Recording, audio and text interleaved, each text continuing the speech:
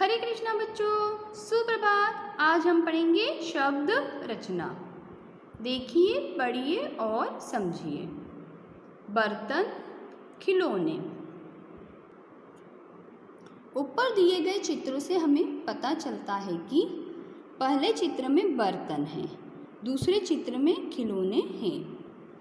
बर्तन और खिलौने शब्द का वर्ण विच्छेद देखिए। बर्तन ब धन अ धन र धन अ धन त धन अ धन न धन अ। बर्तन। खिलौने ख धन ई धन ल धन औ धन न धन ए। यदि इनके वर्णों को इधर उधर कर दे तो तन रब त धन अ धन न धन अ धन र धन अ धन ब धन अ। लिखोने ल धन औ धन ख धन ई धन न धन ए, है ना। वर्णों को इधर उधर करने से बर्तन की जगह तरनब और खिलौने की जगह लौखीने हो गया। बर्तन और खिलौने का कोई अर्थ होता है, इसलिए ये शब्द है। तरनब और लौखीने का कोई अर्थ नहीं होता है, इसलिए ये शब्द नहीं है। जिन शब्दों का कोई अर्थ होता जिन शब्दों का कोई ना कोई अर्थ होता है, इसलिए वो शब्द होते हैं। जिसका कोई ना कोई अर्थ होता है, इसलिए वे शब्द होते हैं, और जिसका कोई अर्थ नहीं होता वे शब्द नहीं होते।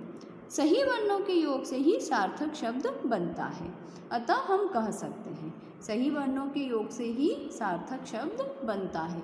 इसलिए हम कह सकते हैं कि वर्णों के सार्थक समूह को शब्द कहते हैं, इसलिए हम वर्णों के सार्थक समूह को शब्द कहते हैं। शब्दों के भेद। शब्दों को 3 आधार पर बांटा गया है: उत्पत्ति स्रोत के आधार पर, प्रयोग के आधार पर और बनावट के आधार पर। उत्पत्ति के आधार पर शब्द 4 प्रकार के होते हैं। उत्पत्ति के आधार पर शब्द कितने प्रकार के होते हैं? 4। तत्सम, तद्भव, देशज और विदेशी। तत्सम, जो शब्द संस्कृत भाषा से हिंदी भाषा में ज्यों के त्यों रूप नहीं बदलता प्रयोग में आते हैं, वे तत्सम शब्द कहलाते हैं। वे शब्द जो संस्कृत भाषा से हिंदी भाषा में ज्यों के त्यों मतलब वैसे के वैसे ही लिए गए हैं, जिनका कोई रूप नहीं बदलता, वे तत्सम शब्द कहलाते हैं। जैसे दधि, क्षेत्र, सत्य, ग्राम आदि। तद्भव शब्द संस्कृत के ऐसे शब्द जो कुछ रूप बदलकर हिंदी में प्रयोग किए जाते हैं, वे तद्भव शब्द कहलाते हैं। संस्कृत के ऐसे शब्द जो कुछ रूप बदलकर हिंदी में प्रयोग किए जाते हैं, वे तद्भव शब्द कहलाते हैं। जैसे दही, खेत, सच, गाँव आदि। तत्सम तद्भव शब्द के कुछ अन्य उदाहरण। तत्सम से तद्भव शब्द, है ना, जो पहले संस्कृत शब्द थे, बाद में हिंदी में उनका थोड़ा सा रूप बदला। जैसे रात्रि रात, अग्नि आग, दुग्ध दूध। जैसे रात्रि रात, अग्नि आग, दुग्ध दूध। प्रथम पहला, हस्त हाथ, सर्प साप, कार्य काम, स्वर्ण सोना, चंद्र चांद, कर्ण कान, आम्र आम, दंत दांत, है ना। अगला देशज शब्द। देशज का अर्थ है देश में उत्पन्न।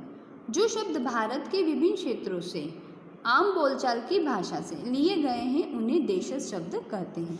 जैसे पगड़ी, खिचड़ी, जूता आदि, है ना। ये सब यही के शब्द हैं। पगड़ी, खिचड़ी, जूता। विदेशी शब्द, जो शब्द दूसरे देशों की भाषाओं से हिंदी में आए हैं, वे विदेशी शब्द कहलाते हैं। जैसे स्कूल, रुमाल, अलमारी, आलपिन आदि। ये क्या है? विदेशी शब्द, और इसको हमने हिंदी की भाषा में लिया है, इसलिए ये विदेशी शब्द है। प्रयोग के आधार पर शब्द 2 प्रकार के होते हैं। प्रयोग के आधार पर शब्द कितने प्रकार के होते हैं? 2। विकारी शब्द, अविकारी शब्द। कितने होते हैं? 2 विकारी शब्द, अविकार्य शब्द। बच्चों, आपको मैंने आज शब्द पढ़ाए हैं, शब्द के भेद। तो उसमें मैंने उत्पत्ति के आधार पर उसके जो 4 प्रकार होते हैं मैंने आपको बताया है, पर प्रयोग के आधार पर शब्द के 2 प्रकार होते हैं, ये मैं आपको अगली क्लास में बताऊंगी, है ना। आज मैंने आपको जितना पढ़ाया है आपको उसको पढ़ना है और उसको समझना है, क्योंकि ये आपके बहुत इम्पोर्टेंट पार्ट है ना। इसलिए आपको इसको पढ़ना है अच्छे से और इसको समझना है। प्रयोग के आधार पर शब्द के प्रकार हम अगली कक्षा में पढ़ेंगे। धन्यवाद। हरे कृष्णा।